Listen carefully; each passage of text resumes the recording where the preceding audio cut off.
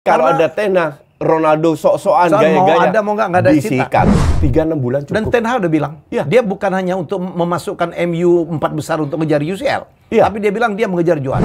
Saya sedih sebagai fans, tapi saya suka tuh dia pergi. Jangan-jangan menurut saya kehadiran Ronaldo, comeback-nya, baliknya ke MU itu yang merusak permainan MU.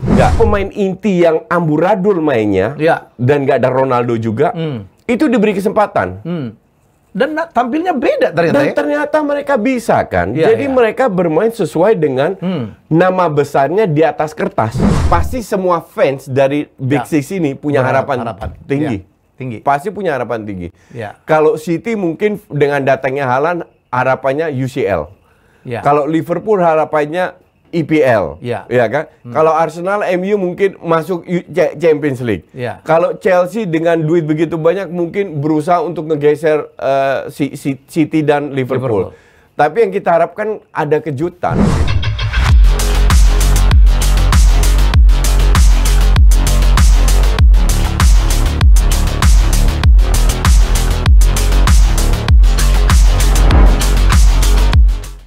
Oke, salam olahraga dan kita kembali saya dengan Koci ya. Terima kasih sudah terus menyaksikan kita dan kita akan bahas, saya akan bahas seperti biasa nih. Kan kamu sendiri bilang ini obrolan bapak-bapak. Dan kita ngomong itu terserah gue mau nyela dia urusan kita kayak di warung kopi aja lah. Masa gue nungguin dia selesai baru gue ngomong. Koci kemarin lucu juga ya. Pre-season, ini pre-season nih. Boleh dikatakan mainnya ya namanya juga precision, tapi menurut saya kalau MU ketemu Liverpool itu beda. Itu masalah gengsi. What do you think? Ya gini, kita harus lihat dari mana kedua tim ini berangkat. Musim lalu Liverpool masuk ke 4 final lah bisa dibilang. Mereka dapat 2 gagal. Artinya musim lalu mereka endingnya itu di atas. MU endingnya itu di bawah. Nomor 6. Jadi ibarat Liverpool tampil pre-season tanpa beban. Dan kelihatan Klopp menurunkan 3 kloter. 30 menit, 30 menit, 30 menit. Kloter pertama 4 pemain inti. Kloter kedua 4 juga yang rata-rata cadangan. Yang terakhir serius dong. Kenapa? 30 menit terakhir serius dia. Karena pemain inti semua. Karena pemain inti semua baru diturunkan di 30 menit terakhir. Sementara MU beda. Kebalik ya. MU babak pertama tim inti semua, tim yang diturunkan oleh Rangnick. Kedua praktis cadangan semua, hampir semua. Nah sebenarnya kalau kita lihat, gue kan nge-tweet gue bilang sebenarnya dengan selesainya liga yang paling happy itu fans MU. Karena 2 bulan terakhir amburadul mainnya, iya kan? Nah sekarang pemain ini pemain yang sama, minus Pogba. Minus Matic, minus Mata, minus Lingard. Lingard juga jarang main kan. Minus Cavani. Praktis pemain intinya kan cuma Pogba. Jadi pemain inti yang amburadul mainnya dan nggak ada Ronaldo juga, itu diberi kesempatan. Dan tampilnya beda ternyata. Dan ternyata mereka bisa kan. Jadi mereka bermain sesuai dengan nama besarnya di atas kertas. Dan menurut saya ini pengaruh seorang Ten Hag ya. Masalah leadership, masalah memimpin ya. Itu juga, cuman pemain juga sadar. Sekarang MU ini, gue udah berkali-kali bilang, berpuluhan video gue di Justo, gue bilang, MU ini masuk era baru. Orang kan cenderung, gue sebagai fans non-MU, itu melihat definitely ada perubahan. Tidak hanya di lapangan, tapi juga manajerial. MU tidak akan beli lagi seorang Fred dengan nilai 60 juta, Sancho 90 juta, Maguire 80 juta. Sekarang contoh paling bagus, MU ngincer Nunes, masukin harga, ditimpa sama Liverpool, ya udah lu ambil aja. Ya kan? Mereka cari pemain lain. Ujung-ujungnya nggak ada bla bla bla. Tak, Malaysia dapat. Nggak lama kemudian Eriksen dihajar. Free. Sekarang Lisandro Martinez itu diincar Arsenal juga kan? Arsenal juga sama, nggak mau ikut-ikutan ngotot. Ya udah silakan Arsenal incar pemain dari Shakhtar Donetsk. Sekarang kemungkinan besar kalau gue bilang 99% Lisandro Martinez akan ke MU. Nah, baru 3. Siapa lagi diincar? Masih banyak yang diincar. Karena mereka kehilangan 5, 6, 7 pemain. I don't know. Dan mungkin pemain kayak AWB, Bailey atau siapa, Lindelof itu mungkin ada yang dijual juga. Nah kalau dijual kan pasti akan datang pemain. Satu, Kedua, yang gue lihat itu apa? Niatnya. Niat pemain inti yang tahun lalu tampil sangat buruk. Mereka ingin membuktikan kepada pelatih baru bahwa mereka layak menjadi starter. Pemain kayak Sancho, Rashford yang jelek banget musim lalu. Martial yang sempat dibuang, diberi kesempatan lagi. Wah, kemarin keren. Whoever lah, hampir semua fighting spiritnya tinggi. Mungkin yang agak kurang bekerja keras itu Bruno Fernandes. Tapi dia nggak main jelek. Sebenarnya? I don't know, but that's okay. Kemarin main 4-2-3-1, ini bukan tipikal MU sebelumnya bukan tipikal identitasnya Ten Hag. Oh, oke. Ten Hag nggak pernah main dengan playmaker. Ten Hag main dengan 4-3-3. Cuman namanya pelatih baru, kasihlah kesempatan kepada pemain-pemain lama. Maka dari itu dia tunjuk Maguire sebagai kapten. Tetap sebagai kapten. Kalian buktikan, karena kalian pemain lama, buktikan bahwa gue tidak butuh, tidak harus beli pemain baru untuk di posisi sebenarnya pemain MU itu, kalau saya boleh potong, Coach, hebat-hebat ya. Dengan nama besarnya, gaji tinggi-tinggi. Cuman masalah solidity, spirit, keinginan untuk menang. Itu yang seperti nggak ada di tahun lalu. Betul. Dan Ten Hag masuk, kalimat pertama yang dia katakan kepada press, simple. Semua akan tahu hak dan kewajibannya, dan no exception. Saya tidak peduli pemain bintang, nggak bintang, pemain muda, tua, semua sama. Pada saat mereka bermain bagus, akan saya beri kesempatan. Itu pun juga dia katakan ke media Belanda tentang 5 pemain muda. Pemain muda nih kalau 1-2 yang lolos, saya sudah happy. Tapi mereka harus membuktikan bahwa mereka layak berada di ruang ganti tim utama. Itu yang dia katakan. Nah, di match pertama, gue udah pada saat kita sama-sama live kan, gue udah bilang 4-0 itu nggak ada nilainya, nggak penting. Yang penting sekarang karena MU beranjak dari bawah, pelan-pelan ke atas, menunjukkan bahwa at least lu bisa bermain bagus lah. Kalaupun seandainya kemarin kalah, that's okay. Tapi yang penting lu bisa nggak bermain sesuai kapasitas lu dengan pelatih baru, dengan sistem baru, plus fighting spirit baru, dengan disiplin yang luar biasa. Tim utama menunjukkan itu. Beda dengan tim kedua. Tim kedua jelas kelihatan dari sisi akurasi passing aja jelek. Sirkulasi bola mereka terlalu lama untuk berpikir. Maka dari pastilah. Itu, apalagi banyak pemain muda ya. Banyak pemain muda. That's okay. Tapi at least pemain muda tahu ini yang diinginkan oleh Ten Hag. Setelah pertandingan, Ten Hag juga bilang, kalau kalian merasa 4-1 itu luar biasa, enggak. 4-0 untuk saya itu overestimate. Masih a lot of mistake. Kita masih terlalu banyak kesalahan dan perjalanan masih jauh. Nah, ini yang realistisnya. Tapi at least kalau gue bandingkan diri gue dengan fans MU di mana gue ketemu di supermarket, di pompa bensin, di mall, di restoran gue ketemu, mereka pesimis semua. Justru gue yang lebih optimis daripada fans-fans MU ini. Karena gue tahu, gue udah ngikutin Ten Hag udah lama, dari pemain FC Utrecht, pelatih FC Utrecht, sampai kayak berkali-kali. Udah berkali-kali, dan gue sangat optimis karena gue tahu Ten Hag sosoknya seperti apa. Dan saya akhirnya juga membuktikan, Coach. Begitu dia masuk, so different. Ini yang diperlukan MU. Pemain-pemain MU yang besar kepala itu.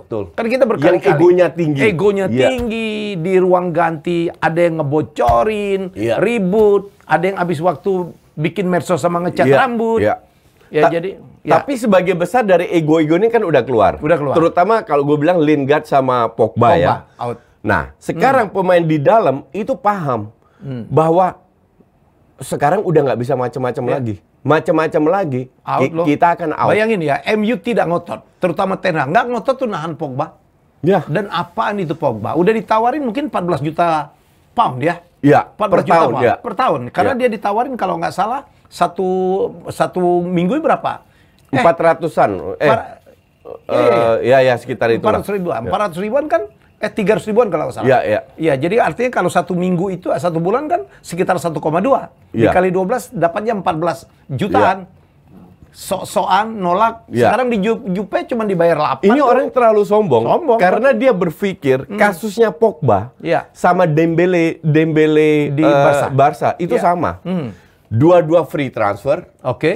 Sampai gue bikin YouTube judulnya free transfer tapi ketipu. Oke. Dua-dua merasa free transfer. Oke. Bisa dibeli diincar klub-klub besar. Iya. Pogba berharap diincar oleh PSG, Barca dan Real Madrid. Ternyata nggak ada yang zong semua. Dembele pun kasusnya sama. Iya. Ternyata dia minta berapa 14-15 juta. Sama Barca ditawarin cuma 7 juta loh. Add on 7 juta. Ujung-ujungnya hari ini tanda tangan karena nggak ada yang mau. Nah, Pogba 14 dihina-hina kan ada di Pogmentary itu kan dia bilang, "Hah, gue cuma ditawarin 400, itu penghinaan." Sekarang cuma dapat 8 juta, dari Juve. Nah, pemain-pemain kayak gini itu kena karma. Dan bukan di Liga nomor 1 lagi. Dan bukan di Liga nomor 1. Come on. Ya, Liga Italia itu kan nomor 3 paling ya. 4 sekarang.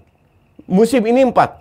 Di bawah Jerman lagi? Di bawah Jerman. Di bawah Jerman karena itu kan shiftingnya tiap 5 tahun. 5 tahun. Oh. Dan 5 tahun jadi terakhir. Jadi 1 Inggris, 2 La Liga. 2 La Liga. 3 Bundes. 3 Bundes. 4 baru Serie A. Ya. Mati lo. Ya. Serie A. Ya itu adalah liga tempat orang-orang afkiran. Ya, dan itu kan gue selalu bilang. Makanya gue ribut sama fans Milan. Gue bilang, lu tim gerusak-gerusak aja bisa juara. Artinya liga lo ada yang salah dengan liga lo kan. Dibully ya bebas. Ini pendapat gue. But anyway, kembali lagi bahwa MU ini sudah ke arah yang benar. Tapi pasti ada kalahnya. Pasti ada jeleknya, pasti ada dibantai. Cuman proses. Hanya fans MU rata-rata bilang, yang gue kenal ya, butuh 1-2 tahun. Gue selalu bilang enggak. 3-6 bulan cukup. Dan Ten Hag udah bilang, dia bukan hanya untuk memasukkan MU 4 besar untuk ngejar UCL, tapi dia bilang dia mengejar juara. Itu dia sebelum saya ingat banget tuh kata-kata itu. Tim MU itu harus bukan hanya MU, Arsenal pun harus mengejar juara. Bukan happy dengan rank 4 besar aja ngapain? Iya, betul. MU pun harus begitu. Apakah bisa? Asal butuh kerjasama dengan semua tim. Itu yang diperlukan. Itu yang diperlukan. Coach, kalau menurut gue ya tentang Ronaldo. Ronaldo ini kan agak lucu juga ya. Dia menyatakan diri, saya fans Ronaldo paling top. Ya, tapi I feel bad, good and bad. Ya, dia mau pergi. Saya sedih sebagai fans, tapi saya suka tuh dia pergi. Jangan-jangan menurut saya kehadiran Ronaldo, comeback-nya, baliknya ke MU itu yang merusak permainan MU. Enggak.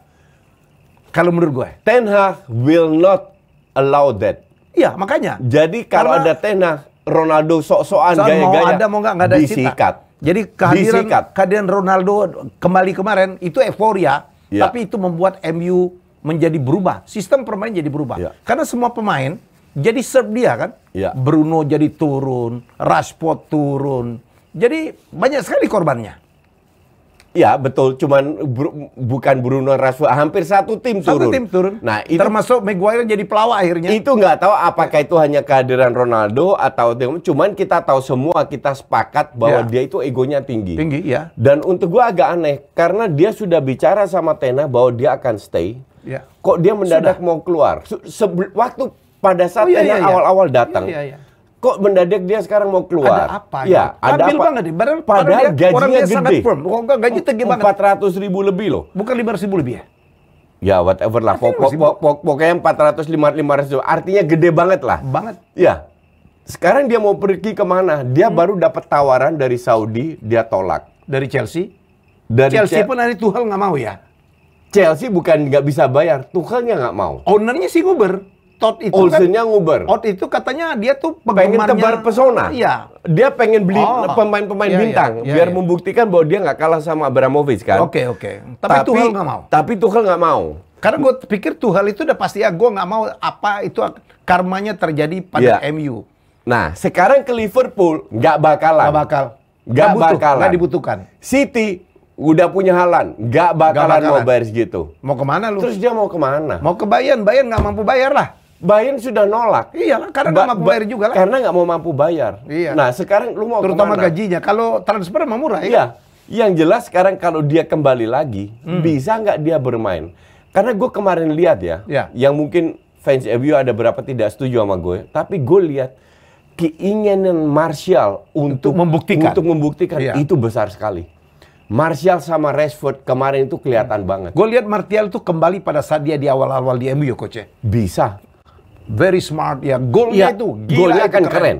Keren golnya. Ini pemain bukan jelek, tapi satu dia nggak dapat banyak kesempatan, kedua as a team dia juga kayaknya nggak cocok. Nah dengan hadirnya Ten Hag mungkin berubah, tapi kalau seandainya asumsi Ronaldo stay, dia neko-neko, bisa dicadangin sama Ten Hag, Martial yang main. Saya setuju. This guy, Ten Hag ini nggak peduli loh, sama sekali nggak peduli dengan reputasi. Ya, dan saya lihat ya. Martial itu waktu dia kembali ke MU latihan di pesawat aja dibilangin wah ini comebacknya Martial gitu. Jadi dan Ten Hag itu betul-betul memberikan dia kesempatan balik ke Ronaldo coach ya. Dia menyatakan diri pertama dia mau stay. Dia percaya betul dengan Ten Hag. Nomor 2 dia minta dilepas. Yang lucu Ten Hag juga ya lo kalau mau pergi aja. Ya walaupun akhirnya diralat not for sale. Saya pikir itu lebih kepada tekanan sponsor kan. Itu lebih ke cyber untuk naikin harga. Karena ini yang dilakukan Bayern Munchen juga ke Lewandowski, ujung-ujungnya dijual juga. Jadi mereka semua bilang not for sale, ujung-ujungnya biar harganya dinaikin. Tapi kalau Ronaldo bilang, sekarang kan dia masih begini, kalau seandainya ada klub, gue terbuka untuk nego. Kalau Ronaldo bilang, gue mau pindah, seandainya dia ngomong firm, gue mau pindah, dilepas sama Ten Hag itu. Oh iya pasti. Dilepas itu. Dan I'm happy, bro. Menurut gue sih, gue sebagai fans Ronaldo, ini tuh kan mencintai itu kan bukan berarti memiliki. Betul. Ya Allah kalimatnya keren banget. Dia pergi, good for MU ya. Gue setuju. Ya kenapa? Saya nggak suka ada pemain yang merasa lebih besar dari klub. Dan lebih besar dari pelatih. Betul, true. Dan Erik Ten Hag tidak akan membiarkan hal-hal kayak gitu terjadi. Saya coach begitu ngelihat Ten Hag mimpin latihan gitu ya, dia ngelit langsung, dia teriak-teriak, dia marahin pemain, dia menghukum pemain. Wow, maybe that's yang dibutuhkan oleh MU. Itu di Inggris itu ada media namanya The Athletic. Itu ibarat untuk orang Inggris, untuk penggemar bola itu adalah media yang paling top. Yang paling daging semua isinya. Mereka keluarkan artikel tentang latihan Ten Hag. Itu banyak rondo dan triangle. Gue bilang, lu coba cek Just Haye 2 bulan yang lalu, di mana kita bahas tentang modern sepak bola, sudah bahas soal itu. Lu tuh dukun tuh ya? Bukan, karena gue ngikutin Ten Hag. Dan yang banyak orang tidak ngikutin, sekarang baru sadar. Lu bilang Rangnick akan jadi interim coach di MU, itu lu bener. Terus lu bilang bahwa Ten Hag akan dipilih jadi pelatih, lu bener. Ini juga bener. Lu tuh nggak boleh ngeramal siapa yang jadi juara aja, coach. Nggak, karena itu kerjaan paranormal. Gue bukan paranormal.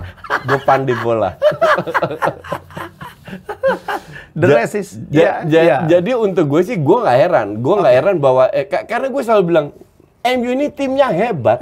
Timnya orang-orangnya masih hebat. Iya. Bukan mereka nggak bisa bermain, tapi ada sesuatu yang salah di ruang ganti dan lain-lainnya dengan manajemen sehingga pemain ini tidak terkontrol. Nah sekarang yang lama-lama dibuang semua, masuk tim baru yang nggak peduli dengan reputasi, baru mereka kaget dan fight. Semuanya fight. Mereka menunjukkan, karena kalau mereka sekarang tidak fight, dicadangin atau dijual. Coach kemarin Eric Bailly keren mainnya ya. Dia sentuhan pertama man of the match-nya dia tuh, coach. Dia sentuhan pertama itu hampir blunder ya. Tapi habis itu dia bagus. Gol itu kan dia punya kontribusi. Iya, gol sama kontribusi, sama dia menggagalkan banyak sekali kemungkinan golnya Liverpool. Dan salah satu perbedaan yang gue lihat ya dari sisi taktikal ya. Kalau kita lihat MU tahun lalu, itu banyak sekali passing ke kiri kanan. Oh, ini nggak ada ya? Ini tengah semua loh. Tengah semua. Dan nggak ada yang passing ke belakang. Dan akurasi passingnya tinggi loh. Tinggi banget. Jadi ada celah 3-4 meter. Tengah. Lihat golnya itu kan dari tengah juga. Dan berapa kali Martial dapat peluang, Sancho dapat peluang. Itu lewat tengah semua. Gila. Dan itu benar-benar dimanfaatkan. Itu kan berkat latihan. Karena pemain, kalau Anda punya satu tim, pemain Anda hebat, adaptasinya itu cepat. Dan kemarin di match di babak pertama dengan pemain inti semua, di situ kelihatan pemain ini bisa beradaptasi. Sekarang kan tinggal konsistensi. Nah nanti kita lihat mereka kan ke Melbourne, ke Australia, sama ke beberapa tempat kan. Terakhir di Amerika. Terakhir di Amerika. Nanti kita akan lihat bahwa Ten Hag akan bereksperimen. Kemarin Garnacho belum dia turunin ya. Betul. Yang saya berharap banget Garnacho bermain dengan 2 striker, bermain dengan 1 striker, bermain 4-3-3. Mungkin ketiga wingernya dia apa? Sangat mungkin. Jadi dia benar-benar manfaatkan pre-season ini untuk bereksperimen sampai menjelang season dimulai. Dia udah tahu, oke, pemain ini cocoknya main ini, pemain ini cocoknya main ini. Gitu. Coach, gua mau tanya lo, kita balik ke Liverpool. Bagaimana Darwin Núñez? Good? Nggak bisa kita nilai. Baru satu game ya? Baru 3 hari sampai. Baru 3 hari sampai suruh main 30 menit belum kelihatan. Tapi kalau gue lihat gaya bermainnya, itu mirip Cavani. Ya, mirip Cavani ya. Tongkrongnya pun mirip Cavani. Mirip-mirip Cavani. Dan kemarin dapat satu peluang besar kan di depan gawang nggak masuk. Yang melayang ke atas ya. Tapi come on, this guy baru 3 hari gabung nggak bisa. Ada harapan kan? Gue nggak tahu karena gue sebelumnya kalau gue ngelihat dulu waktu dia ketemu Ajax di Champions League, ya this is real striker, real striker yang tahu mencari posisi untuk cetak gol. Sekarang tinggal gol instingnya kan. Cuman kalau lu main di Liverpool selama tim inti Liverpool yang bermain ya, jadi nggak ada yang cedera. Ada Luis Diaz, ada Mane kiri kanan, jadi supply-nya itu pasti banyak. Jadi seharusnya dia bisa cetak banyak gol. Seharusnya. Coach, kita syuting ini hari Kamis ya untuk ditayangkan besok hari Jumat. Ya, kemungkinan Martinez masuk kemungkinan ya. Yang gue bingung 99% masuk dia. Yang gue bingung tuh Frenkie de Jong, ada apa Ten Hag demikian mengejar Frenkie? Menurut gue sih ngapain mengejar pemain yang hatinya tidak di MU? Enggak, Oh, dia berkali-kali he want to stay. I agree. Cuman ini kan menurut media hatinya tidak di MU. Kita tidak tahu ada apa di belakang itu karena Frenkie de Jong 1.000.000% punya kontak langsung dengan Erik ten Hag. Iyalah. Iya dong. Pelatihnya. Bekas pelatihnya. Iya. Sama-sama Belanda. Sama-sama tahu budaya dan dibutuhkan. Cuman ini kan nggak keluar ke media. Dan di Barcelona kan dia nggak terlalu dipakai, diandalkan juga. Betul. Kan? Cuman gini. Xavi itu butuh Frenkie de Jong. Bukan untuk musim ini, musim depan pada saat Busquets pensiun. Busquets masih setahun lagi. Maka dari itu Frenkie de Jong tidak dimainkan di posisi favoritnya. Karena itu dimainkan oleh Busquets. Nah, sementara kalau Erik ten Hag bisa mendatangkan de Jong, dia bisa punya banyak opsi. Opsi untuk bermain dengan style apa, dengan strategi apa. Jadi katalisator atau pemicunya itu Frenkie de Jong. Frenkie de Jong bisa membuat pemain-pemain ini bermain hebat dengan gayanya, dengan dribblingnya, dengan buka ruangnya, dengan end passingnya, dengan tarik lawannya. Itu Frenkie de Jong bisa. Tapi Frenkie de Jong bukan orang yang harus cetak gol. Sekarang di Barca diharapkan Frenkie de Jong seperti itu. Karena ada Busquets. Nah, itu satu. Kedua, hari ini yang gue baca adalah Barca sama MU udah sepakat. Ya udah deal. Tinggal de Jongnya Tinggal de Jongnya. Yang jadi masalah kan begini sama Barca. De Jong itu mau stay di Barca. Kenapa? Karena gue tahu banget orang Belanda lah. Carinya itu matahari. Dan di Manchester sangat sedikit. Lebih sering hujannya daripada matahari. Di Barca lebih banyak cuacanya lebih mendukung. Oke, satu.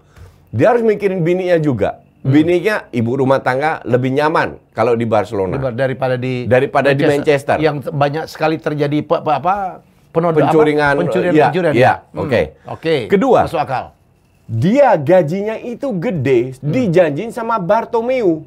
Di musim ketiga lu ketiga atau keempat lu akan dapat 19-20 juta gaji. Nah, gaji segitu itu akan merusak struktur gajinya Barca. Rafinha yang baru masuk, yang dibeli 65 juta, itu gajinya cuma 6 juta. Dembele 6 juta plus 1,5 add-on. Kalau ada satu yang 19 juta, terlalu jomplang. Sama Barca mau diturunin. Agennya dia yang bilang, enggak. Kalau gitu alasannya mestinya Frenkie de Jong kita nggak bisa terima. Tinggalin Barcelona dong. Nah, ada apa dia mau bertahan? Dia maunya karena gajinya gede. 19 juta itu yang sudah dijanjikan oleh Bartomeu. Sekarang aja berutang. Barcelona itu kan berutang gaji. Sekarang berutang. Utang 16 juta. Iya, hampir 17 kan? Iya, hampir 17. Nggak ada masalah. Karena mereka akan jual 15% dari TV rights lagi. 10% udah jual. 15% akan dijual dengan dapat 400 juta. Ditambah BLM, Barca licensing, merchandising, dijual juga 49%, akan dapat 200 juta. Jadi money is not an issue. Yang jadi masalah adalah struktur gaji dengan gajinya Frenkie de Jong itu jomplang. Nah, manajemen Barca itu nggak mau. Tapi di sisi lain, kalau Frenkie de Jong nggak mau keluar, susah juga. Dia kan udah tanda tangan, Barcelona atas nama Bartomeu sudah tanda tangan, gaji lu 20 juta. Barca sekarang nggak bisa ngapa-ngapain. Yang Barca sekarang bisa ngapa-ngapain untuk menurunkan, simple. Opsi pertama, look out ke MU atau ke Chelsea, whatever lah, atau ke City, terserah lu. Pokoknya lu keluar, dijual. Kalau lu tidak mau dijual, ya, lu akan gue cadangin, bahkan gue nggak mainkan. Oke. Ya, Laporta bisa minta Xavi, tolong Frenkie de Jong harus dijual. Tolong jangan, kalau dia nggak mau dijual karena gajinya terlalu gede, ya udah dia makan gaji buta, tapi dia tidak main. Pada saat dia tidak main tiap minggu, nggak dipanggil Van Gaal untuk Piala Dunia. Ya, kalau alasan itu kan mestinya membuat Frenkie de Jong, ya ngapain dia bertahan di Barca? Iya dong. Nah, kenapa dia minta stay? Nggak masuk akal gue. Feeling gue, itu masalah 16-17 juta yang dia utang. Iya, itu yang deal-dealan terakhir. Iya. Dan sekarang udah solve kan? Karena antara Barca belum sama solve. Belum solve. Bukannya udah Belum. antara dua klub udah solve? Belum. Yang solve itu fee. Fee yang akan dibayar MU ke Barca itu solve. Tapi utangnya ini ngambang. Nah, mungkin gue dengar Barca membebankan kepada MU supaya dilunasin. Nah, mungkin Barca bilang kalau lo pergi, gue nggak bayar 16 juta itu. Nah, kalau itu yang terjadi, Frenkie dia bilang, ya udah gue nggak pergi. Kalau itu masuk akal. Ya, tapi coach, bisa juga MU juga bilang, ya udah gue sepakat ini, gue nggak peduli dengan 16 jutanya. Nah, mungkin kasusnya itu sampai ngambang. Jadi sekarang kasusnya itu stalling.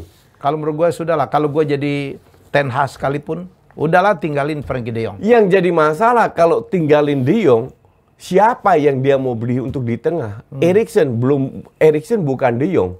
Beda. Tahu gue. Dan yang gue lucu, Eriksen ini kan dibeli untuk feeding Ronaldo kan? Ini juga jadi persoalan. Harusnya. Kalau Ronaldo pergi, Eriksen itu gunanya untuk apa, coach? Kalau kita berandai-andai ya. Iya. Asumsi Ronaldo pergi, itu ada Martial, pelapisnya. Kan MU butuh pelapis. Nggak mungkin ngandelin 11 yang kemarin. Betul. Ya kan? Itu Dybala. Gue setuju. Dybala free transfer. Free transfer, man. Iya, dan dia minta gaji cuma 8 juta. 8 juta, dia courting tuh separuh kan? Iya. Bahkan dengan 8 juta kalau gue ngambil dia, tapi ini tetap berharap Ronaldo stay. Bukankah Ronaldo diminta stay karena kepentingan sponsor dalam Adidas, coach? Penjualan jersey, merchandise. Itu bisa. Iya. Itu makanya Ten Hag itu meralat. Not for sale. Cuman ujung-ujungnya kalau dia bikin rusuh internal, dia akan di-kick juga. Iya. Kalau minimal gak dimainin tuh. Iya. Di bangku dicadangin aja, biar dia tambah gelisah. Dan dia nggak peduli, lo mau marah, mau ngambek, nggak ada peduli. Ten Hag nggak peduli gituan. Ya, gua sudah melihat itu tuh. Iya.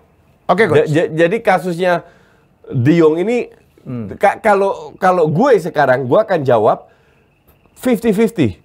Dia bisa datang, dia bisa nggak. Tapi sekarang kasus lagi stalling, lagi vakum, lagi freeze. Jadi nggak tahu mau arahnya kemana. Ngabisin waktu lah. Iya, kalau gue menurut gue ambil aja siapa pengganti de Jong. Masih ada Ruben Neves ya. Ruben Neves masih ada baru perpanjang kontrak di Wolves. Nggak mungkin dijual juga. Yuri Tillman. Ya beda kelas lah kalau sama Yuri Tillman. Beda. Jauh. De Jong is one of the best. I know. Midfielder. Gue cuma nggak suka yang bisa bermain. Nanti kasusnya kayak Pogba, coach, hatinya di Madrid. No. Kalau Frenkie de Jong pada saat dia bilang, oke, gue pindah ke MU, dia akan full commitment. I guarantee you that. Iya, dibela-belain banget. Cuman yang jadi masalah feeling gue itu bukan Frenkie de Jong nggak mau, tapi masalah 16 juta ini. 16 juta duit banyak loh. Gede, bro. Gede loh, itu gaji 2 bulanan 16 juta rupiah aja. 2 tahun. 16 juta rupiah aja kita gede. Bisa bunuh-bunuhan di sini. Iya. Ini euro. Coach, sekalian nih, ada apa Van Gaal demikian benci dengan MU? Satu, dia melarang Ten Hag untuk datang. Dia bilang, ngapain lu ke MU? Terlalu komersial tuh. Ya, nggak profesional tuh timnya. Ya, tapi orang diledekin. Nah, lu pernah mau? Kalau lu tahu MU itu terlalu komersial. Gua rasa ini pelatih mungkin mengalami apa yang disebut post power syndrome ya. Jadi masanya udah selesai, tapi dia merasa masih sangat penting. Ya tapi kenapa dia hubungi? Apa Jurriën Timber dia halangin? Dilarang, ya. Coach, boleh nggak kalau gue bilang, ini orang, Van Gaal ini orang baik. Ini kayak Joker, tau nggak? Film Joker. Joker itu adalah orang baik yang dizolimin. Dia merasa dizolimin MU. Betul. Karena gue ingat banget, pada saat dia mimpin MU 3 kali kalah berturut-turut, dan dia dipastikan lu tidak akan dipecat, ternyata dia dipecat. Dia sakit hati sama sakit hati MU, karena dia bilang dia sempat menang FA, bahkan terakhir keluar sebuah statement, ini gue kutip dari dia ya. Dia bilang, orang bilang di media atau MU bilang gue dikasih pemain, beli pemain seharga 200 juta. Itu bohong besar, karena pemain yang gue inginkan nggak ada satu yang datang. Dia bilang begitu. Jadi dia menyangkal bahwa pemain yang datang itu atas perintah dia. Jadi kayaknya itu kan zamannya Woodward. Woodward kita tahu hanya mendatangkan nama besar aja. Entah cocok nggak cocok, yang penting nama besar itu. Cuman dan apa yang katakan ke Ten Hag juga bilang ya itu hak dia untuk mengatakan. Tapi ini keputusan gue sendiri. Pasti pada saat dia masuk mereka kan banyak diskusi. Sport projectnya MU ini maunya apa? Seperti apa? Kemana? Apa yang gue dapat? Apa yang kalian harapkan dari gue? Akhirnya Ten Hag mengambil keputusan untuk datang. Jadi nggak pengaruh juga. Coach, ini 6 besar akan gila ya, karena semuanya borong pemain ya. Iya. Arsenal dapat Gapsus. Ini akan jadi seru. Wow, Arsenal dapat Gapsus, dapat Vieira dari Sporting.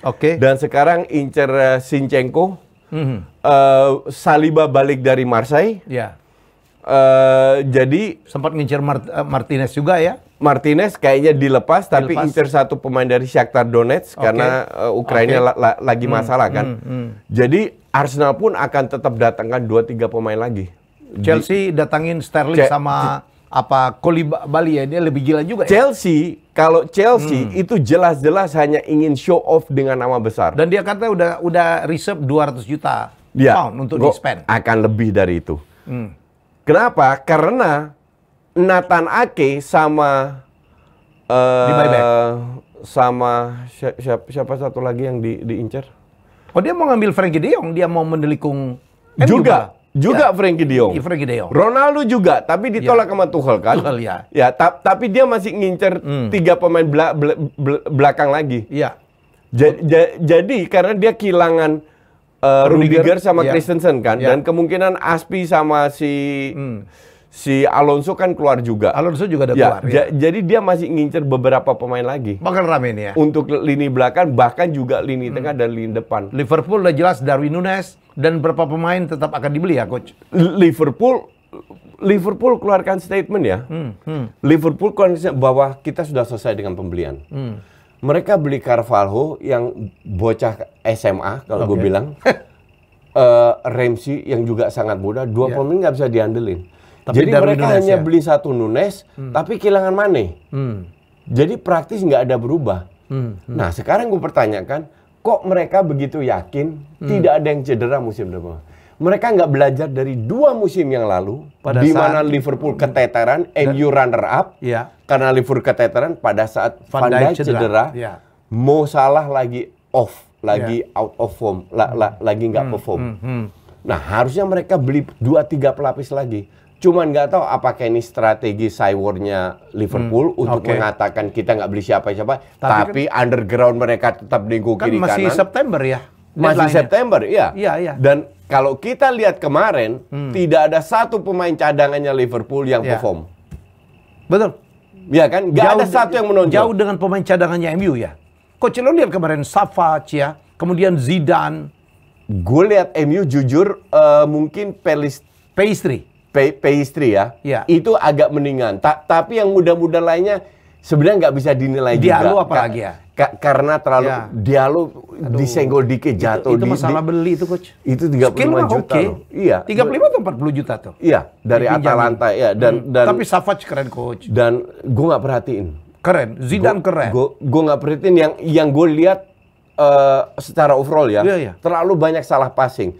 Itu di 15 menit pertama, cuman pelan-pelan mereka menguasai pertandingan. Lapangan tengah mereka kuasain anak muda itu. Pelan-pelan mereka bisa membangun serangan. Jadi di babak kedua itu hanya 15 menit mereka benar-benar nggak bisa pegang bola 5 detik, kehilangan bola terus. Habis itu pelan-pelan mereka bisa membangun serangan sesuai dengan keinginan. But that's okay, lu nggak bisa ngandelin, nggak bisa menilai pemain muda dalam satu match. Nanti setelah dari Amerika atau dari Australia, mana, dari Australia baru Ten Hag tahu, lu bisa masuk, lu tidak, lu masih harus City pun ngamuk ya coach, ngambil Haaland yang orang tahu ini bahaya. Badannya gila coach, itu disenggol nggak jatuh tuh. City dia dapat Phillips Calvin Phillips. City kan dapat 2 pemain dan kehilangan Sterling dan Gapsus. Kehilangan Gapsus dan kemungkinan besar Nathan Ake sama Zinchenko. Zinchenko ini sudah lama diincar sama Arsenal, baru hari ini digosipin mau ke digosipin sudah menawarkan harga. Nah, sementara Nathan Ake juga diincar sama Chelsea. Jadi untuk gue sih sangat masuk akal bahwa City akan beli pemain lagi. Cuman kita nggak tahu siapa yang dibeli. Cuman City itu kan sekarang dalam posisi seksi. Mereka duit banyak, mainnya bagus, pelatihnya bagus, pemain-pemainnya bagus. Jadi orang dengan gampangnya ke City. Pasti mau ditawarin. Pasti mau. Nah ini MU masih di bawah itu. Nggak seseksi itu. Ini kan sampai September, coach. Kita kan nggak tahu yang akan dibeli oleh MU. Yang jelas, aja, kan? Feeling gue, MU tidak incer nama-nama besar seperti yang dilakukan Chelsea. Kalau Chelsea itu kan pemiliknya ingin show off dengan nama besar. Mereka 3 kali ketikung loh. Rafinha ketikung sama Barca, Koundé ketikung sama Barca, De Ligt ketikung sama Munchen. Itu kan 3 pemain yang mereka incer kena tamparan. Padahal Rafinha mereka bid lebih tinggi daripada Barca. Mereka bid 65 juta kalau nggak salah, Barca cuma 56. Gila, dan Rafinha masih seksi banget Barca ya. Masih. Raksasa yang sakit ini. 3 kali ditolak, makanya mereka sekarang sangat agresif. Semua nama bagus dikit, gede dikit langsung termasuk De Jong. Termasuk De Jong sama ada berapa ini coach, kalau dia berhasil mengambil De Jong, menelikung MU itu udah berkali-kali ditelikung Chelsea loh. Mulai dari kasus Drogba, ya kan, kasus juga si Anelka, Eden Hazard, itu udah resmi, udah hampir resmi ke MU, ditelikung oleh Chelsea. Kalau De Jong dapat lagi hancur. Nah sekarang tugasnya Chelsea menelikung Arsenal. Menelikung Arsenal. Cuman nggak ada guna juga menelikung Arsenal karena Arsenal nggak akan beradu soal harga. Arsenal kalau tapi dua-duanya sekarang main logik nih, nggak mau jor-joran ya. Mereka cari pemain alternatif. Sebenarnya nggak ada masalah. Dan ini kan dilakukan, feeling gue MU juga gitu. MU nggak akan cari nama besar aja. Mungkin Frenkie De Jong yang nama besar. Siapa yang kenal Malaysia? Waktu dibeli kan nggak ada. Keren nggak menurut Malaysia? Kalau ngelihat ininya waktu di video-videonya keren gini.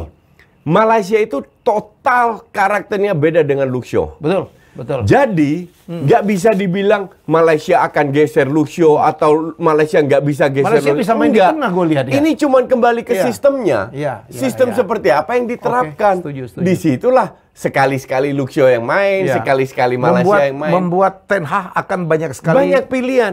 Betul. Itulah tujuannya Ten Hag untuk beli banyak pemain sehingga pemain inti itu merasa tersaingi. Tahun lalu kan nggak tersaingi, lu main jelek lu tetap main. Pemain kayak Maguire kan main terus.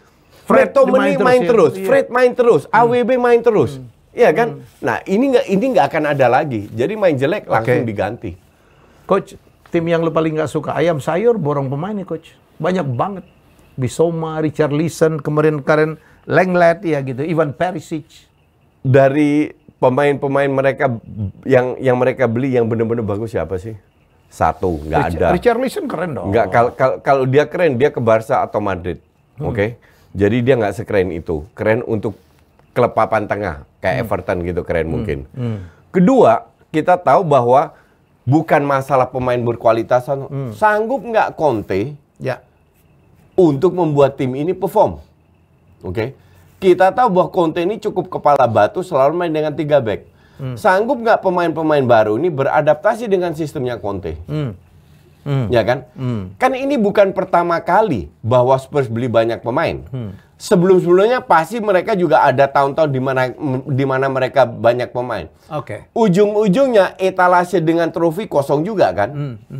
Jadi untuk gue sih ya Spurs is Spurs. Mau beli siapapun tetap Spurs, nggak akan kemana-mana juga. Tapi yang jelas 6 Big Six-nya Liga Inggris borong pemain ya? Ya, borong pemain dan pasti semua fans dari Big Six ini punya harapan tinggi. Pasti punya harapan tinggi.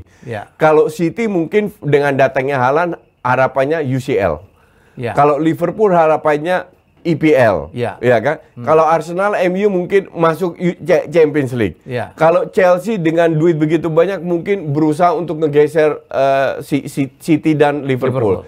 Tapi yang kita harapkan ada kejutan. Semoga ada kejutan di mana ini kan maraton, ya kan? You cannot hanya perform kayak Chelsea, paruh musim aja bagus, paruh musim terakhir amburadul. Akhirnya rank 3. Nah, harusnya siapa yang lebih konsisten, dan untuk bisa konsisten itu butuh kedalaman squad. Makanya yang gue kritik itu sebenarnya cuma satu tim, itu Liverpool. Kenapa mereka tidak membeli 3-4 pemain yang senior, bukan yang muda-muda kayak Ramsey sama Carvalho, untuk memperkuat kedalaman squad mereka. Tapi seperti yang lo bilang dan prediksi gue, the hunt is not over yet. Perburuan pemain belum selesai. Betul, masih September. Kan? Dan dia baru spend duitnya dikit banget. Betul. Baru Darwin Núñez dari penjualan itu spendnya 0. Jadi penjualan sama pengeluaran dia jual Mane itu 0. 30 lebih ya? Dia jual Neco Williams 20, dia jual Minimano 15, jual itu 30. Jadi kalau dihitung-hitung itu masih saldo 0 ya? Iya, saldo 0. Artinya dia masih punya budget besar dong. The problem is Liverpool itu pelit. Tapi kembali lagi kita nggak tahu. Mereka hanya announce saja di media, kita nggak akan beli siapa-siapa. Tapi meanwhile mereka underground. Guerrilla. Sama kayak MU kan, guerrilla underground. Arsenal pun guerrilla. Sampai mau beli pemain siapa yang Leipzig yang dipinjamin di Ajax yang keren juga siapa? Brobbey. Iya. Is it good player? Young. Brobbey itu kayak posturnya kayak Aguero. Kecil, keker, tapi dia terlalu muda untuk dibilang skillnya so-so, nggak hebat-hebat amat. Makanya harga nggak terlalu mahal, cuma 26, 30. Jadi kalau dibilang hebat, mungkin dia bisa. Saya pikir MU kan cadangan penyerang banyak banget ya. Iya. Elanga ada. Elanga jelek by the way kemarin mainnya. Kemarin iya, tapi sebelumnya keren. Dribbling. Ada Garnacho, lo udah pernah lihat Garnacho main? Enggak. Keren loh. Gue nggak suka Elanga. Garnacho. Jujur aja gue nggak suka Elanga. Dia itu kelemahannya ketutup hanya dengan etos kerjanya. He works hard. Makanya kekurangannya itu ketutup dengan itu. Cuman apakah pemain ini bisa mengangkat MU? Gue nggak yakin. Tapi kalau lihat semangat dia latihan gila. True, I agree. Cuman apakah kita bisa mengangkat tim hanya dengan semangat doang? Kan nggak bisa. Kan butuh visi dan skill juga. Kita Newcastle coach, Sven Botman dibeli. Ya, Sven Botman. Newcastle ini kan masih incer banyak pemain ya. Bukan Botman aja. Gue lihat Newcastle ini memang agak low profile. Jadi dia beli pemain bukan pemain top. Pemain yang klub papan tengah itu dibeli. Banyak dia beli. Mereka memainkan Moneyball kah? Enggak.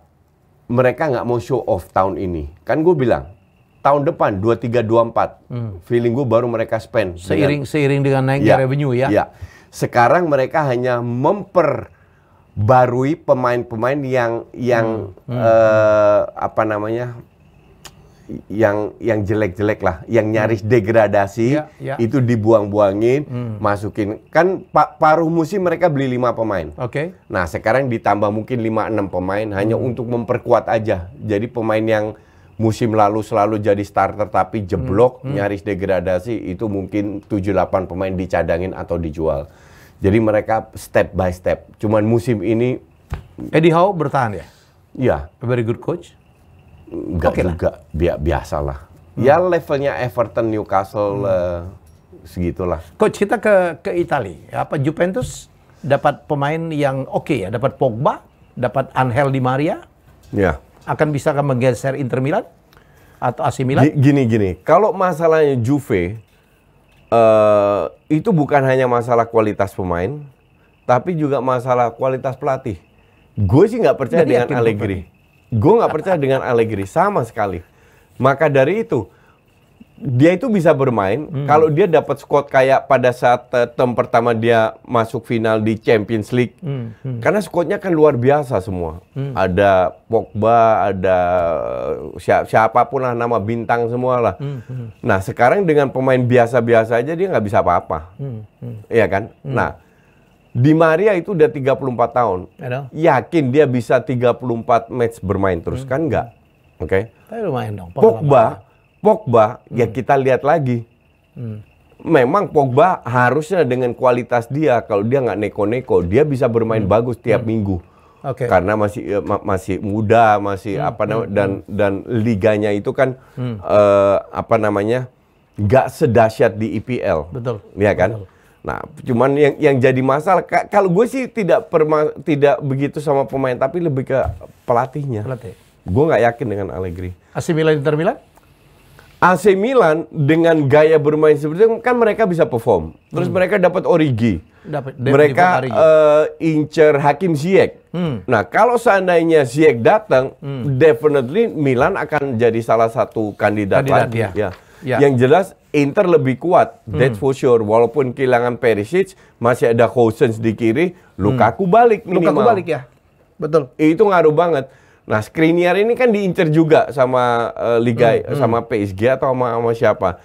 Kalau Skriniar datang ya paling tambal sulam. Mereka hanya kehilangan Perisic kan. Yang tua juga. Iya, nggak begitu ngaruh juga. Jadi gue tidak melihat Inter Milan kekurangan tenaga, bahkan akan bisa lebih kuat lagi. Roma jauh ya? Roma di bawah Mourinho gitu-gitu aja. Ya. Tapi kemarin juara juara Liga RT RW Eropa. Itu Zaniolo itu mau cabut ya. Jadi dia nggak ikut latihan, dia nggak ikut main. Kaptennya dia mau cabut, dia mau ke Juve.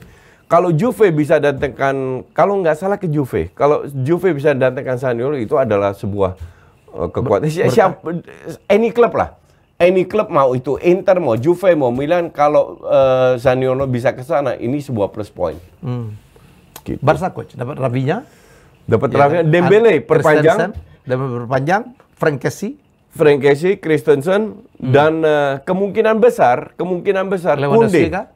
Koundé datang di Barca sama Depay. Jadi Depay nggak ikut ke Amerika karena nego untuk Koundé sama Lewandowski, dan gue yakin Lewandowski juga datang. Kenapa? Karena bajunya sudah nggak dijual lagi di official store mereka di Munchen. Ya, di Munchen.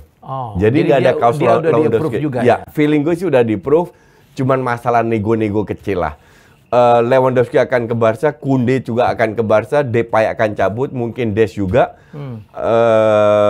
Masih ada Aspi sama Alonso. Gue nggak yakin dua-dua datang, tapi minimal salah satu dari dua ini datang.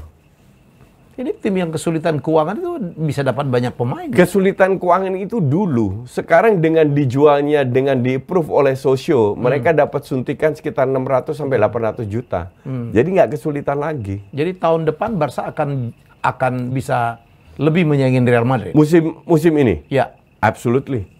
Dengan begitu banyak pemain, target juara, nggak ada cerita. Madrid banyak kehilangan pemain ya? Iya, Madrid beli itu doang kan?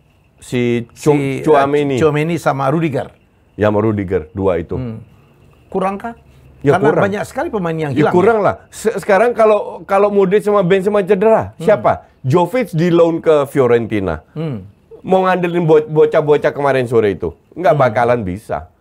Kurang lah. Cuman Madrid pun juga ngincar. I don't know siapa. Vinicius is good. Iya, tapi kalau Vinicius cedera gimana? Kan harus ada pelapisnya. Rodrigo doang. Ada satu pemain Brasil muda dijual juga. Nggak cukup lah. Mereka beruntung tahun lalu itu pemain intinya nggak ada yang cedera. Sama kayak Liverpool. Tahun lalu nggak ada yang cedera. Ya. Nah, tahun ini apa yakin nggak cedera terus? Apalagi tahun ini tuh ketat banget. Ada Piala Dunia. Iya, dan Benzema nggak muda lagi. Ya. Modric nggak muda lagi. Toni Kroos nggak muda lagi. Jadi, we'll see what Madrid maunya apa. Tapi ngeliat ini ya, faktor usia lah. Kompetisi yang demikian ketat kah, ada Piala Dunia insert di tengah, pasti menebak juara tidak segampang. Nggak gampang. Kompetisi lalu ya coach. Apapun bisa terjadi. Apapun bisa. Apalagi semua tim besar praktis memperkuat diri kan. Ya. Jadi yang pasti kan saya juara tuh cuma 2 liga. Munchen di Bundes sama Ajax di Eredivisie. Enggak, Ajax tahun ini nggak yakin loh, karena PSV belanja banyak loh. Dan Ajax kehilangan banyak pemain loh. Termasuk kehilangan Masraoui, Gravenberch ke Munchen. Apalagi Martinez akan hilang. Apalagi Anthony hilang lagi ya. Anthony hilang. Kemungkinan Timber hilang. Onana udah pergi. Ya. Jadi nggak gampang juga. Dan PSV lagi beli banyak pemain. Jadi itu pun kalau yakin mungkin satu, Munchen juara, itu doang. Yang lain gue bilang nggak bisa diprediksi. Bundesliga tuh kayak pemilu Indonesia zaman dulu, Coach. Sebelum pemilu pemenangnya udah ketahuan. Udah tahuan. Partai kuning. Zaman dulu yang cuma 3 partai. Oke, Coach. Thank you banget. Sip. Ya. Kita tunggu, kalau gue sih tunggu transfer update. Tunggu transfer update, kita bisa bahas minggu depan. Semoga dalam seminggu ini akan banyak yang terjadi. Yang esensial ya. Jadi kita bahas itu. Kita tunggu karena ini menunggu hari Jumat tuh, transfer di MU. Ya. Kemungkinan Chelsea apakah mereka akan menambah pemain, Liverpool apakah akan menambah pemain. Sebenarnya gue tunggu itu 2 tim itu, MU sama Chelsea. Siapa lagi yang mereka ambil? Karena gue tahu MU butuh banyak pemain dan Chelsea butuh banyak nama besar untuk menyelamatkan namanya, untuk mengangkat namanya Todd Boehly. Oke, itu dia. Thank you, Coach. Ya, kita jumpa lagi minggu depan dengan bahasan-bahasan lebih menarik. Kita sekali lagi silakan like, komen, dan subscribe. Dan kita jumpa lagi minggu depan. Bye-bye. Thank you.